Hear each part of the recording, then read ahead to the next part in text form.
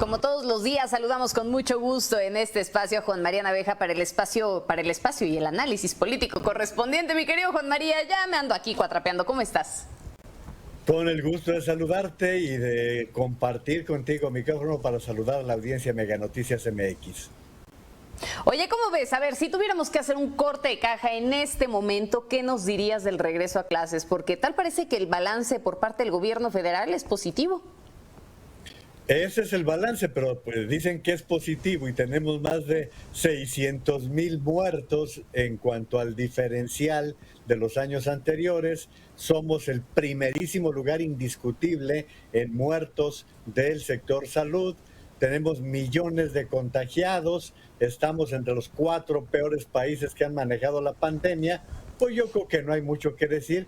Y yo creo, mira, Magda, yo no entiendo por qué el presidente de la República está presionando todos los días a las universidades, cuando las universidades han sido muy claras en sus procedimientos. La UNAM, la Universidad de Nuevo León, la Universidad de Guadalajara han tenido políticas muy claras desde un principio, aún en contra de los manejos por parte de la Secretaría de Salud. Pero te dejo a ti el siguiente comentario, porque tú eres una madre de familia que ha tenido que enfrentar este regreso a clases con todas las contradicciones de un gobierno que un día te dice una cosa, mañana te dice la otra, y que necesita de que llegue un juez a meterlos en cintura y les diga: señores, los niños entre los 12 y los 17 años tienen que vacunarse con vacuna Pfizer, tengan o no problemas anteriores. Así que esa es la forma en que se está manejando. Y pues te agrego a esto, mi querida Magda, están cerradas las oficinas de la Secretaría de Salud por el problema de la pandemia. Por contagios. A ver, tienen tan solo unas horas y qué bueno que citas esa parte y ponemos en contexto a nuestra audiencia. Es que resulta que un juzgado federal ordenó al gobierno poder modificar esta política nacional de vacunación y vacunar contra el COVID-19 a todos los menores de 18 años. Estamos hablando de este grupo etario de entre 12 y 17 y no solamente a quienes estaban presentando alguna comorbilidad o riesgo. ¿Por qué viene todo esto? Porque hay que recordar que ya también hace algunos días pues se había anunciado alrededor de 1.500.000 registros que se iban a abrir para todos los pequeños que tuvieran alguna comorbilidad y que bueno se inscribieran al registro de Mi Vacuna y demás para poder recibir el inmunológico. Sin embargo, mucho se criticó, Juan María, porque se dijo, a ver, ¿realmente sabes a ciencia cierta cuántos niños con comorbilidades hay? Y los especialistas señalaban que ni siquiera hay una base de datos que verdaderamente te arroje la estadística exacta de cuántos menores puede haber bajo una condición de riesgo.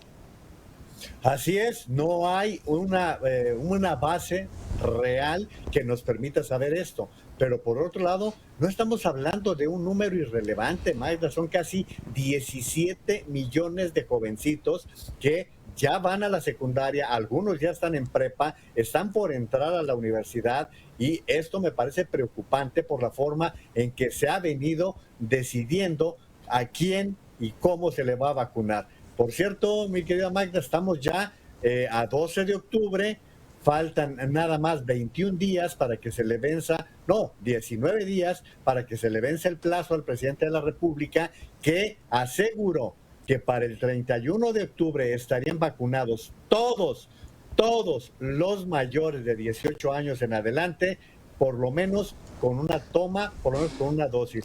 No sé si Pero se les nota la prisa, Juan María.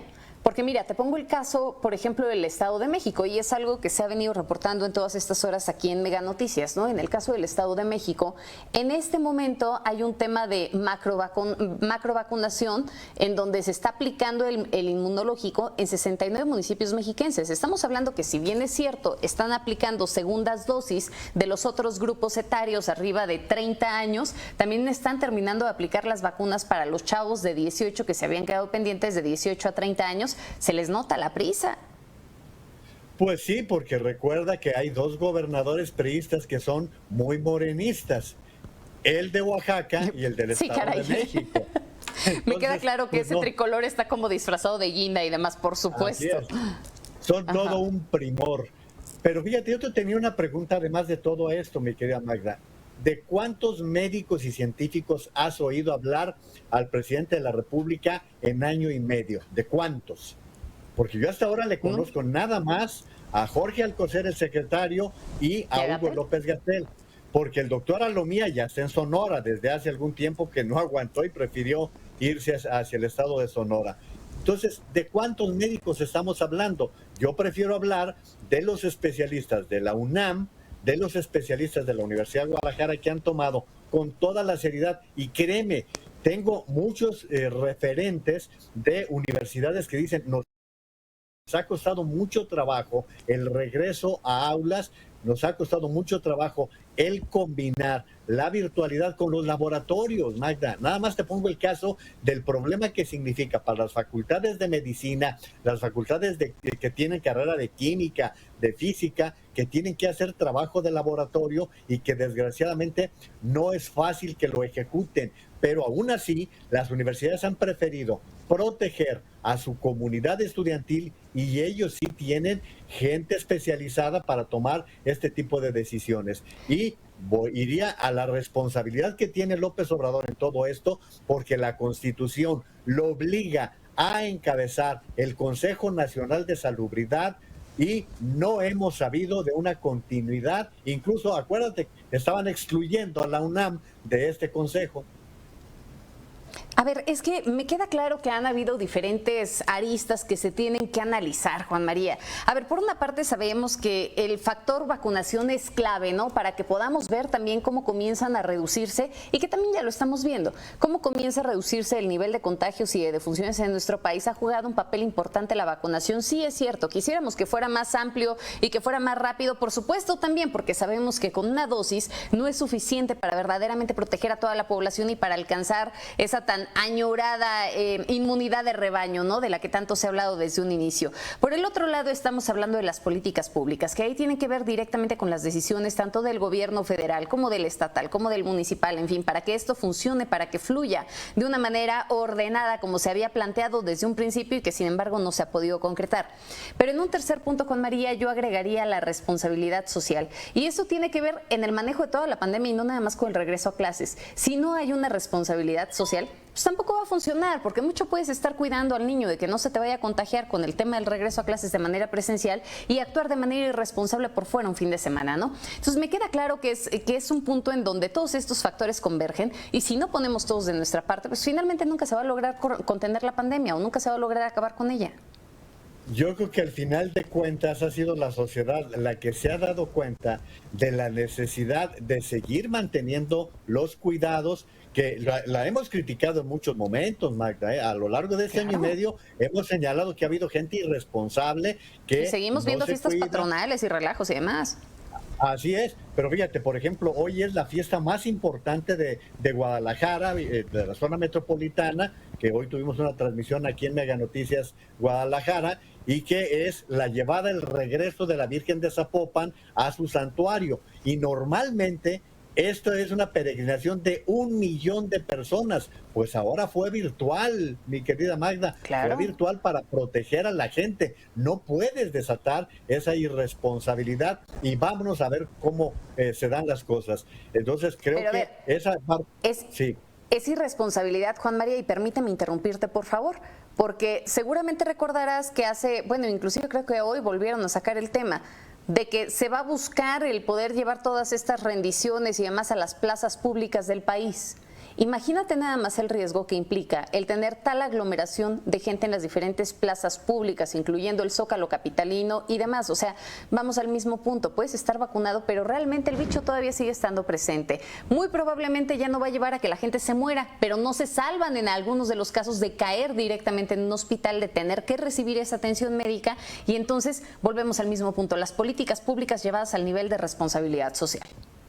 Es que aquí los culpables son los poblanos, porque acuérdate que fue en Huauchinango, Puebla, en donde se presentó ese desaguisado que llevó a López Obrador a anunciar que a partir del 20 de noviembre regresa a lo que a él le gusta, la plaza pública, y que será en donde va a hacer sus actividades en todas las visitas que haga a diferentes escenarios del país. Entonces, pues allí los poblanos fueron los culpables de esta decisión, que no creo que le haya costado mucho trabajo al presidente de la República. Pero déjame tocarte un tema que te llega muy cercana, mi querida Magda, porque Venga. has trabajado mucho en estos temas. El Día Internacional de la Lucha contra el Cáncer de Mama. Creo que octubre, que es el mes de la lucha contra el cáncer, pero particularmente el cáncer de mama es un asunto medular con el cual tenemos que trabajar desde las jovencitas hasta las personas mayores de edad, mi querida Magda.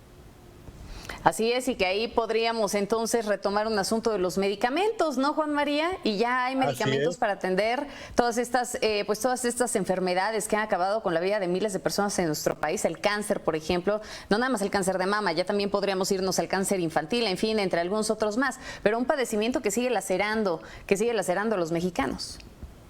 Y sobre todo, ¿sabes qué? Es que es tan particular, en este caso, el cáncer de términos generales tiene sus múltiples variedades, pero el de mama es muy particular porque es detectable a tiempo y hay múltiples posibilidades de tratamiento. Lamentablemente ya no tenemos seguro popular, se quedaron 15 millones sin esta atención que hasta el gobierno de Peña Nieto venían siendo atendidos en las diferentes necesidades de auscultación de exámenes para las mujeres. Pero estamos viendo la queja de Nariz Roja, la Asociación de Lucha contra el Cáncer, que está diciendo nos siguen prometiendo los medicamentos contra el cáncer y no llegan las quimios. Y ponen, por ejemplo, lo que está pasando en Oaxaca, mi querida Magda. Es decir, sigue Pero siendo ya al coser se lavó las manos.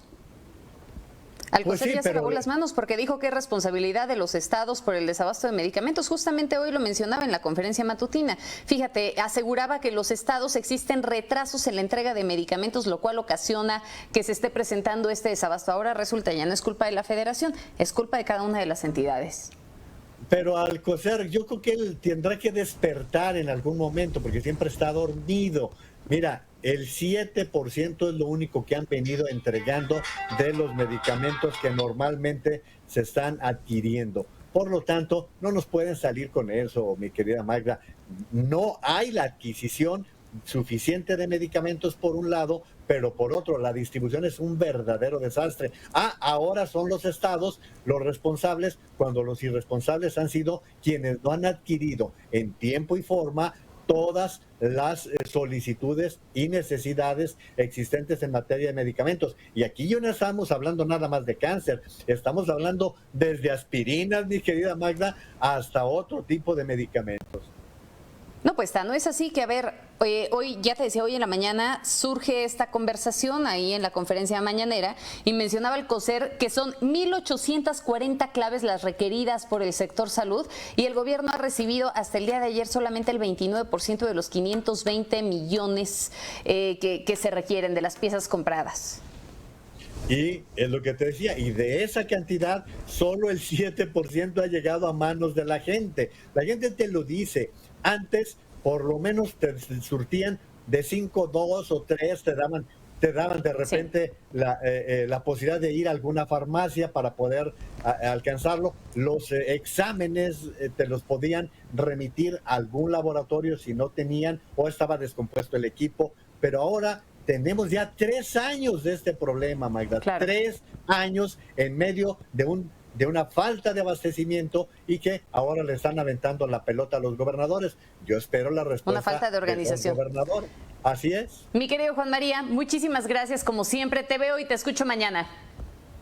Será un placer. Nos están diciendo que tenemos unos segunditos más. Y mira, este tema de la salud, no hay, Magda, un tema. Yo creo que son 2 temas de los fundamentales: educación y salud. Y si un gobierno no asume esta responsabilidad, pues bien, será difícil.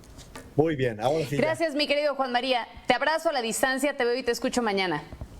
Será un placer y un saludo a Marco porque es uno de nuestros buenos especialistas. Y ya le adelantaste, exactamente. Muchísimas gracias, Juan María. Le doy la bienvenida a Marco Fernández, profesor investigador de la Escuela de Gobierno del